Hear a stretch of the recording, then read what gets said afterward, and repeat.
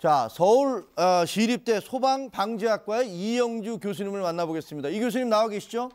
예, 안녕하세요. 네. 예.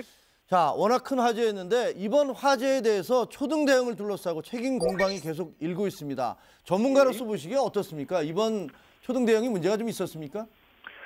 실제로 이제 유가족분들이나 최초의 이제 현장 상황에서 소방에서 유가족분들이 원하는 이런 여러 가지 이제 소방 활동들이 적극적으로 이루어지지 않음으로써 이런 부분들 논란이 좀 시작이 됐는데요. 네. 어쨌든 간에 소방에서는 여러 가지 소방의 이제 진압 절차라든지 이런 부분들을 준수하고 이런 부분들 진행했다고 이제 하는 상황이라서 이 부분은 전체적으로 소방 진압이라든지 또 그 진압으로 인해서 또 어떤 이제 이 현상들 피해 확대 요인이 있었는지 이런 부분들은 좀 더 면밀히 살펴봐야 할 것 같고요. 다만 이제 아쉬운 부분이라는 거는 이제 일반인들이 느끼기에나 아니면 유가족들이 느끼기에 절박했던 상황에서 어떤 이런 절차적인 부분들 이런 부분들을 이제 지키다 보니까 오히려 이런 적극적인 어떤 소방 활동이 이루어지지 못한 것처럼 이렇게 이제 보여지는 부분들은 좀 아쉬움은 남거든요. 그래서 알겠습니다. 한마디로 이런 부분은 뭐 책임 부분도 있지만 또 이런 실로 앞으로 이제 어떤 식으로 진압이 바뀌어 나가야 되는지 이런 부분을 좀 고민할 필요가 있습니다. 네, 정확한 건 뭐 조사 결과가 나와봐야 하겠지만, 자, 제천 그 화재 당시에 소방대원들이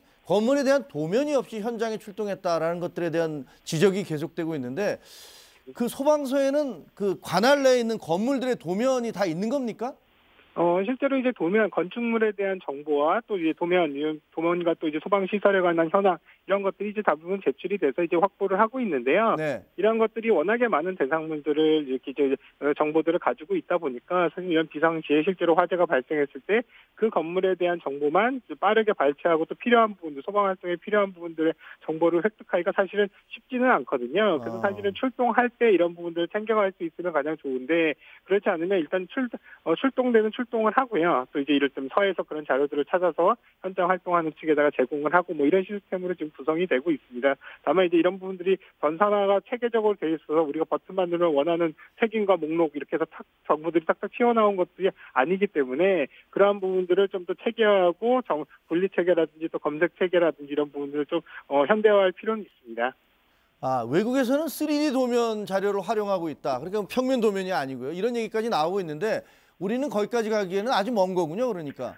뭐 외국에서도 아주 일부만 이제 3D화된 이런 정보들을 활용을 하고 있는 거고요. 네. 일반적으로는 대부분 이제 건축 도면, 2D 도면이라고 해서 우리가 알고 있는 평면도라든지 이런 건축 도면상에 소방 설비 또 여기에 피난구라든지 여러 가지 소방 활동에 대한 정보들을 담아서 제공하고 소방 활동에 이제 유리하게끔 활용을 하는데요. 우리나라들도 이런 노력들은 계속 하고 있습니다만 아직까지는 그런 부분들이 전체적으로 각 소방서별로 체계화되어 있지 않다 보니까 이런 좀 혼란한 상황이라든지 또 필요한 정보들을 제때 활용 못하는 이런 상황들이 있거든요. 그래서 앞으로는 이런 정보에 관련된 제공, 또 소방 활동에 필요하다면 특이사항들이라든지 또 특이한 이런 정보들까지도 전부 다 잘 갖춰놔서 이런 소방 활동에 훨씬 더 이롭게 사용할 수 있게끔 체계를 갖춰 나가는 게 필요한 그런 시점이라고 보겠습니다. 알겠습니다. 아, 교수님 근데 말씀을 조금만 천천히 해주십시오. 우리 시청자들이 잘 못 따라가실 수도 있으니까 조금만 천천히 해주시고요. 자, 제천 화재 이후에 불법 주차와 관련한 여러 지적들이 있었습니다. 예를 들면 차들이 이렇게 불법 주차되어 있으면 이걸 부수고라도 진입해야 되는데 대원들이 적극적으로 할 수 없다. 그리고 또 화재가 나도 진압을 막혔을 때 나중에 건물주가 왜 무리한 진압을 했느냐 이렇게 얘기할까 봐 제대로 못하고 있다는 말도 들리는데 맞습니까? 예, 뭐 이 부분 맞는 부분도 있고 일부 또 안 맞는 부분들도 있는데요. 네. 외국에는 이런 부분들이 적극적으로 다 할 수 있는데 우리나라 소방에서는 왜 이런 것들이 못하게 돼 있느냐라고 이제 의구심을 갖는 분들도 많은데요.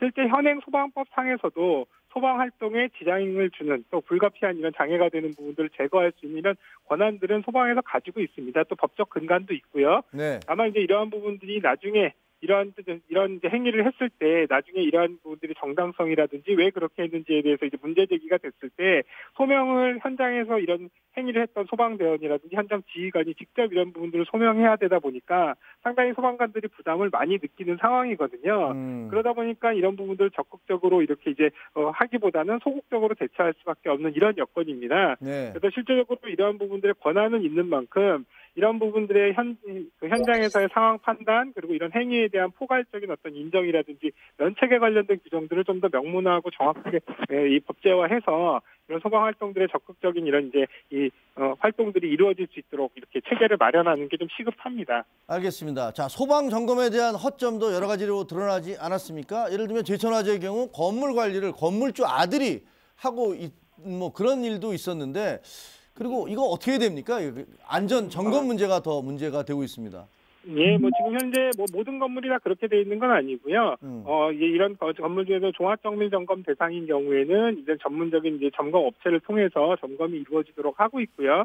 대신에 이제 소규모 건축물에 관련된 부분들은 이제 작동 기능 점검의 경우에는 이런 건물의 주인이라든지 건물의 관계인, 건물의 뭐 관리자들이 이러한 부분들을 할 수 있도록 하고 있는데요.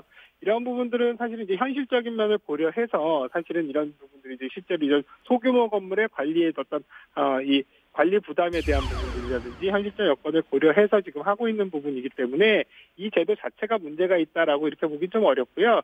다만 이러한 부분들이 정확하게 본인들의 건물들에 대한 부분들의 상태를 점검하고 이런 부분들이 또 실제적으로 안전하게 관리가 될 수 있도록 유도하는 유도책이라든지 이런 부분들이 점검할 때 제대로 점검할 수 있는 점검에 관련된 교육이라든지 이런 부분을 좀 강화하는 측면 이런 부분들로 해서 조금 더 스스로 안전을 챙기는 이러한 부분들이 이득이 될 수 있는 구조를 좀 만들어가야 될 필요가 있거든요. 그래서 이러한 부분들은 조금 더 정책적으로 좀 고민이 필요할 것으로 보입니다. 알겠습니다. 자, 이 교수님 오늘 말씀 거기까지 듣도록 하겠습니다. 감사합니다.